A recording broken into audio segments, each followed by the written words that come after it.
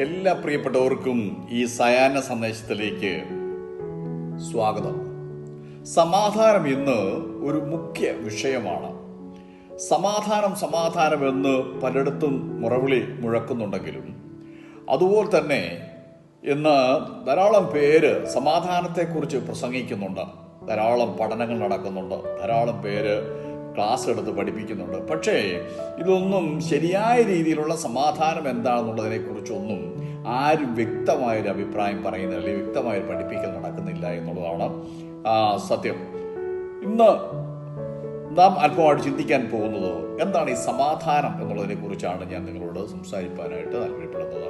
സമാധാനം എന്നുള്ളത് വ്യക്തിപരവും അതുപോലെ കുടുംബപരവും സാമൂഹ്യപരവും അതുപോലെ നമ്മുടെ രാജ്യത്തും അത്യാവശ്യമായിട്ട് വേണ്ടതായ ഒരു കാര്യമാണ് സമാധാനം എന്നുള്ളത്. ഇതൊരു മുഖ്യ വിഷയമെന്ന് ഞാൻ പറയുവാനും കാരണം അതായിരുന്നു. അതായത് അസ്വസ്ഥതകളിൽ നിന്ന് മുക്തി നേടുക, അതാണ് സമാധാനമെന്ന് ഒരു നിർവചനം ഞാൻ കേട്ടിട്ടുണ്ട്. മറ്റൊരു നിർവചനം എന്താണെന്ന് ചോദിച്ചാൽ ശാന്തവും അക്രമങ്ങൾ ഇല്ലാത്തതുമായ അവസ്ഥാവിശേഷത്തിന് സമാധാനം എന്ന് പറയാം. അങ്ങനെയും ഒരു നിർവചനം ഉണ്ട്. ഇനി മനഃശാസ്ത്രപരമായ നിർവചനം എന്ന് പറയുന്നത്, അതായത് ശാന്തവും അതുപോലെ തന്നെ മനക്ലേശവും ഇല്ലാത്തതായ മാനസികാവസ്ഥയാണ് സമാധാനം എന്ന് പറയുന്നത് എന്നാണ് മനഃശാസ്ത്രപരമായിട്ടുള്ളതായ ഒരു നിർവചനം. ഇനി കുറച്ചുകൂടെ നമുക്ക് മുന്നോട്ട് പോവുകയാണെങ്കിൽ ഞാനൊരു ഉദാഹരണത്തിലൂടെ സമാധാനം എന്താണ്, എന്തിനാണ് എന്നൊക്കെ ഉള്ളതായ കാര്യം നിങ്ങൾക്ക് വ്യക്തമായി മനസ്സിലാകുവാനിടയായിത്തീരും. ഒരു ചിത്രരചനാ മത്സരം നടക്കുകയാണ്. ആകയാൽ നിരവധി ചിത്രകാരന്മാർ ചിത്രരചനയിൽ പങ്കെടുത്തു. അവസാനം വിധികർത്താക്കൾ 2 ചിത്രങ്ങൾ അവർ തിരഞ്ഞെടുത്തു. ഈ 2 ചിത്രങ്ങൾ തിരഞ്ഞെടുത്തിട്ട് ഇതിൽ ഏതിന് 1ാം സ്ഥാനം കൊടുക്കുമെന്നുള്ളതിനെ കുറിച്ച് ഇവർക്കൊരു അഭിപ്രായ വ്യത്യാസം ഉണ്ടെന്ന് പറഞ്ഞു കഴിഞ്ഞാൽ ചിന്താക്കുഴപ്പമുണ്ടായി. അപ്പോൾ ഇതിലേതാണ് രണ്ടും ഒന്നിനൊന്ന് മെച്ചമാണ്. അപ്പോൾ അതുകൊണ്ട് ഇത് ഏതിന് കൊടുക്കുമെന്നുള്ളതിനെ കുറിച്ച് വിധികർത്താക്കളുടെ ഇടയിൽ അവർക്കൊരു അല്പമായിട്ടുള്ളതായ ചില കാര്യങ്ങളിൽ സംശയങ്ങൾ ഉണ്ടായി. അങ്ങനെ അവർ അവിടുത്തെ പ്രശസ്തനായിരിക്കുന്ന ഒരു ചിത്രകാരനുണ്ടായിരുന്നു. ആ പ്രശസ്തനായിരിക്കുന്ന ചിത്രകാരൻ്റെ അടുക്കിലേക്ക് ഈ 2 ചിത്രങ്ങളുമായിട്ട് അവർ കടന്നുപോയി. ഈ ചിത്രങ്ങൾ അദ്ദേഹത്തെ കാണിച്ചു. അതിൽ ഒരു ചിത്രം ഒരു ശാന്തമായിരിക്കുന്ന ഒരു തടാകം, അതിന് ചുറ്റുമായിട്ട് വളരെ മനോഹരമായിരിക്കുന്ന പച്ച പരവതാനി വിരിച്ചതുപോലെയുള്ളതായ പുൽമേടുകൾ, അതുപോലെ തന്നെ ചെറിയ ചെറിയ മൊട്ടക്കുന്നുകൾ, ഒരു കൊച്ചു ഗ്രാമത്തിൻ്റെ അന്തരീക്ഷം, അതായത് ചെറിയ കിളികൾ പറക്കുന്നതായിട്ടുള്ളതായ ഒരു രംഗമാണ് ഒരു ചിത്രത്തിൽ, 1ാമത്തെ ചിത്രത്തിൽ ഉള്ളത്. അത് മനോഹരമാണ്. 2ാമത്തെ ചിത്രം എന്ന് പറയുന്നത് വലിയ കൂറ്റൻ പാറക്കെട്ടാണ്. ആ പാറക്കെട്ടിൻ്റെ മുകളിൽ നിന്ന് ശക്തമായ രീതിയിൽ, അതായത് ഒരു വലിയ വെള്ളച്ചാട്ടം, കുത്തി താഴേക്ക് വീഴുന്നതായ ഒരു വെള്ളച്ചാട്ടം. കൂടാതെ ഏറ്റവും ക്രൂരമായിരിക്കുന്ന വന്യമൃഗങ്ങൾ ധാരാളം അവിടെ ഇവിടങ്ങളായിട്ട് വിഹരിക്കുന്നു. അതിനിടയിൽ വളരെ സൂക്ഷിച്ചു നോക്കിയാൽ ഒരു പാറയുടെ പൊത്തിനകത്ത് ഒരു തള്ളപ്പക്ഷി അതിൻ്റെ കൂടും അതിൻ്റെ മുട്ടയും വെച്ചിട്ട് ആ മുട്ടയുടെ മുകളിൽ അടയിരിക്കാൻ വളരെ ശാന്തമായ അന്തരീക്ഷം, വളരെ ശാന്തമായി ഈ തള്ളപ്പക്ഷി ഈ മുട്ടയ്ക്ക് മീതെ അടയിരിക്കുന്ന ഒരു ചിത്രം. ഇത് കണ്ട ഉടനെ തന്നെ ആ പ്രശസ്തനായ ചിത്രകാരൻ അതിന് 1ാം സ്ഥാനം കൊടുത്തു. എന്നിട്ട് അദ്ദേഹം മറ്റു വിധികർത്താക്കളായിട്ട് ഇങ്ങനെ പറഞ്ഞു, പ്രക്ഷുബ്ധമായിരിക്കുന്ന സാഹചര്യത്തിൽ, അതായത് സംഘർഷഭരിതമായിരിക്കുന്ന സാഹചര്യത്തിൽ ശാന്തമായി ഇരിക്കുക, അതാണ് സമാധാനം എന്ന് പറയുന്നത്. പറഞ്ഞാൽ പ്രക്ഷുബ്ധമായ അന്തരീക്ഷത്തിൽ ശാന്തമായിരിക്കുന്നതിനെയാണ് സമാധാനം എന്ന് പറയുന്നത്.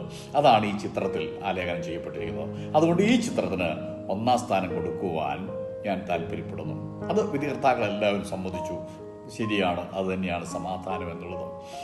ഞാൻ ഈ കാര്യങ്ങൾ പറയുമ്പോൾ നമുക്ക് വിശുദ്ധ ബൈബിളിലുള്ളതായ ചില കാര്യങ്ങൾ കൂടി ചിന്തിക്കേണ്ടത് അത്യാവശ്യമാണ്. യേശു ക്രിസ്തുവും ശിഷ്യന്മാരും ഗത്സമന തോട്ടത്തിൽ പ്രാർത്ഥിച്ചുകൊണ്ടിരിക്കുകയാണ്. പ്രാർത്ഥന അനന്തരം, അതായത് യൂദാ ഇസ്കരിയോത്താവ് തൻ്റെ കൂടെ, തൻ്റെ നേതൃത്വത്തിൽ ചിലരെല്ലാം അവിടെ കടന്നു വരികയാണ്.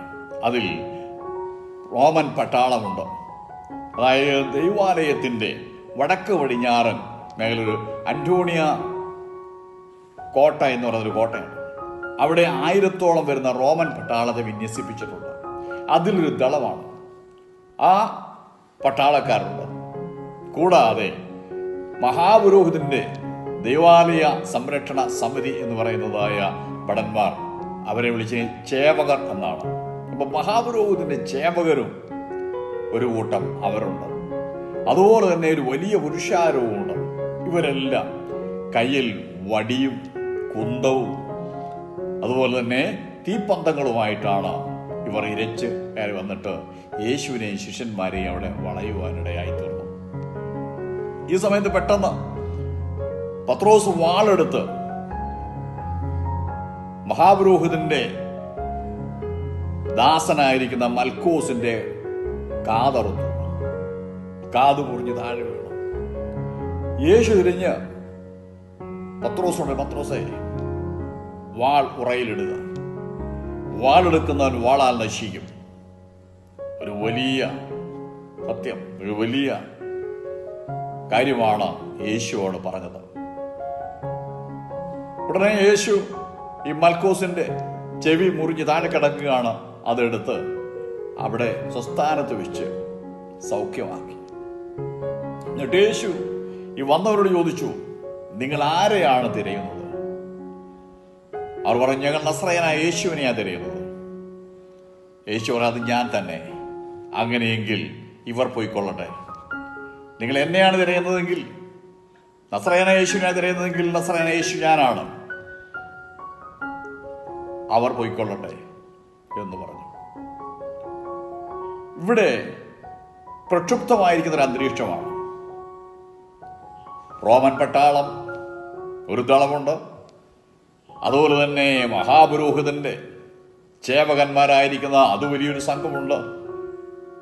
ആ ഭടന്മാര്, ആ സൈന്യം, അതായത് സംരക്ഷണ സമിതി എന്ന പേരിലുള്ളതായ മഹാപുരോഹിതന്റെ നേതൃത്വത്തിൽ നിൽക്കുന്നതായ ഒരു കൂട്ടം ഭടന്മാർ അവരുണ്ട്. പിന്നെ വലിയൊരു കൂട്ടം പുരുഷാരമുണ്ട്, യഹൂദന്മാരുടെ വലിയൊരു കൂട്ടം പുരുഷാരമുണ്ട്. ആ കൂട്ടത്തിൽ നമ്മുടെ യൂദായുമുണ്ട്. ഇങ്ങനെ അവിടെ ഒരു വലിയ പ്രക്ഷുബ്ധമായ അന്തരീക്ഷം സൃഷ്ടിച്ചിരിക്കുക. കാരണം എന്താണ് ചോദിച്ചാൽ, യേശുവിന്റെ അടുക്കൽ വരുന്നത് ലക്ഷക്കണക്കിന് ജനമാണ് ഓരോ പ്രാവശ്യം വരുന്നത്. അതുകൊണ്ട് യേശുവിന്റെ അടുക്കൽ അതുപോലെ ജനങ്ങൾ ഉണ്ടാകുമെന്ന് ഭയപ്പെട്ടിട്ടാണ് ഇവർ ഇത്രയധികം സൈന്യത്തോടുമായിട്ട്, പട്ടാളവുമായിട്ട്, ഈ വലിയൊരു സംഘവുമായിട്ട് യേശുവിനെ പിടിക്കാനായിട്ട് കടന്നു വന്നത്. എന്നാൽ യേശു പറഞ്ഞു, ഒന്നും യാതൊരു വിധത്തിലും, അത്രത്തോളം വലിയ ആ സംഘർഷഭരിതമായിരിക്കുന്നതായ ആ അന്തരീക്ഷത്തിൽ യേശു വളരെ ശാന്തമായി നിന്നുകൊണ്ട് പറഞ്ഞത്, നിങ്ങൾ ആരെ അന്വേഷിക്കുന്നു? നസ്രയനായ യേശുവിനെ, ഞാൻ തന്നെയാണ്. എന്നാൽ അവർ പോയിക്കൊള്ളട്ടെ എന്ന് പറഞ്ഞു. ഈ സമാധാനമാണ് കർത്താവ് നമുക്ക് നൽകിയത്. ഇവിടെ തിരുവചനം നമ്മൾ വായിക്കുമ്പോൾ അവിടെ ഇങ്ങനെ നമ്മൾ കാണുന്നുണ്ട്. കർത്താവ് പറയുന്നത്, ഞാൻ എൻ്റെ സമാധാനം നിങ്ങൾക്ക് തന്നേച്ചു പോകും. അത് ലോകം തരുന്നത് പോലെയല്ല. സമാധാനം ഞാൻ നിങ്ങൾക്ക് തന്നേച്ചു പോകുന്നു, എൻ്റെ സമാധാനം ഞാൻ നിങ്ങൾക്ക് തരുന്നു, ലോകം തരുന്നത് പോലെയല്ല എന്ന് പറഞ്ഞാൽ, പ്രക്ഷുബ്ധമായ സാഹചര്യങ്ങളിലും ശാന്തമായി നിൽക്കാനായിട്ട് കഴിയുന്ന ആ സമാധാനമാണ് യേശു ക്രിസ്തു വിഭാവനം ചെയ്തതും നമുക്ക് വേണ്ടി, അഥവാ ലോകത്തിന് വേണ്ടി സമർപ്പിച്ചതും ആ സമാധാനമാണ്. ആ സമാധാനമാണ് നാം പ്രാപിക്കേണ്ടത്.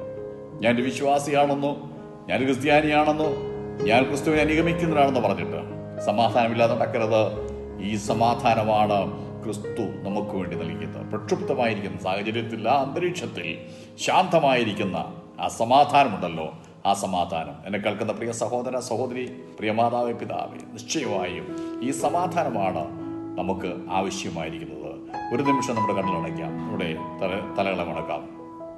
അവിടെ ആ ചിത്രത്തിൽ ആ ഒരു ഇല്ലാത്ത സാഹചര്യമാണ്. കുത്തിയൊഴുകുന്നതായ വെള്ളച്ചാട്ടം, ഇപ്പുറത്ത് വന്യമൃഗങ്ങൾ, അവിടെ ശാന്തമായി ഈ തള്ളപ്പക്ഷി അടയിരിക്കുന്നു. അതുപോലെ തന്നെയാണ് ഇവിടെ സംഭവിച്ചത്. സമാധാനം എന്ന് പറയുന്നത് ഈ സമാധാനം നിങ്ങൾക്ക് പ്രാപിക്കാം. ഞാൻ നിങ്ങൾക്ക് വേണ്ടി പ്രാർത്ഥിക്കാം. പരിശുദ്ധ പിതാവേ, നന്ദിയോടെ സ്തുതിക്കുന്നു. സമാധാനമില്ലാത്തൊരു ലോകത്താണ് ഞങ്ങളായിരിക്കുന്നത്. കുടുംബ ബന്ധങ്ങൾ താറുമാറാകുന്നു, ഇവിടെ സാമൂഹിക ബന്ധങ്ങൾ താറുമാറാകുന്നു, വ്യക്തിജീവിതം സമാധാനമില്ലാതെ ആയിരിക്കുന്നു. ഈ പ്രിയപ്പെട്ടവർക്ക് സമാധാനവും സന്തോഷവും നൽകണമേ. ആ വ്യക്തിജീവിതം, ആ കുടുംബം, കർത്താവേ, ഞങ്ങൾ ഈ സമൂഹം, ഞങ്ങളുടെ രാജ്യം, ഞങ്ങളുടെ സ്റ്റേറ്റ് അനുഗ്രഹിക്കപ്പെടുവാൻ ഇടയാക്കണമെന്ന് അടിയങ്ങൾ പ്രാർത്ഥന എത്തിക്കാൻ സ്തുതിക്കുന്നു. യേശുവിൻ നാമത്തിൽ തന്നെ. ഇതുവരെ നിങ്ങൾ ഈ ചാനൽ സബ്സ്ക്രൈബ് ചെയ്തിട്ടില്ലെങ്കിൽ സബ്സ്ക്രൈബ് ചെയ്യുക, ലൈക്ക് ചെയ്യുക, ഷെയർ ചെയ്യുക. നിങ്ങൾക്ക് നോട്ടിഫിക്കേഷൻ ലഭിക്കും. അങ്ങനെ നിങ്ങൾക്ക് ഞാൻ ഇടുന്ന എല്ലാ വീഡിയോയും നിങ്ങൾക്ക് കിട്ടുവാനിടയായിത്തീരും. നമ്മളെ കർത്താവ് അനുഗ്രഹിക്കട്ടെ.